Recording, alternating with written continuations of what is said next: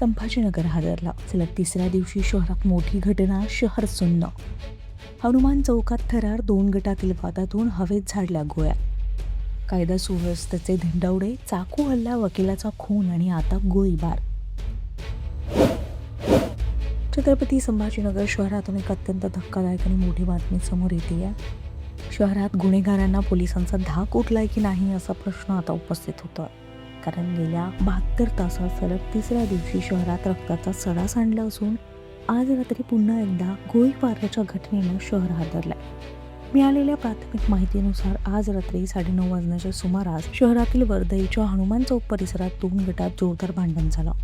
हे भांडण इतकं विकोपाला गेलं की एका तरुणाने चक्क बंदूक काढून भर रस्त्यात हवेत 2 गोळ्या झाडल्या. सुदैवानं या गोळीबारात कोणतीही जीवितहानी झालेली नाही. मात्र प्रत्यक्षदर्शींमध्ये भीतीचं प्रचंड वातावरण पसरलंय. गेल्या 3 दिवसातील घटनांचा आढावा बघता पहिली घटना API कॉर्नर परिसरात झालेला जीवघेणा चाकू हल्ला आणि त्यानंतर दुसरी घटना काल रात्री बीड बायपास परिसरात एका वकिलाची निर्घृण हत्या करण्यात आली. तर तिसरी घटना ही हनुमान चौकात झालेला गोळीबार.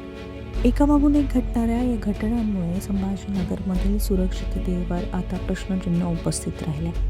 वकिलाच्या खुनाची घटना ताजी असताना 24 तास उलटायच्या आत गोळीबाराचा प्रकार घडल्यानं नागरिकांमध्ये दहशतीचं सावट आहे. पोलीस प्रशासन या गुंडांवर वचक बसवणार की गुन्हेगारांचं हे धाडस असंच वाढत राहणार, हाच प्रश्न आता सामान्य नागरिक विचारतात.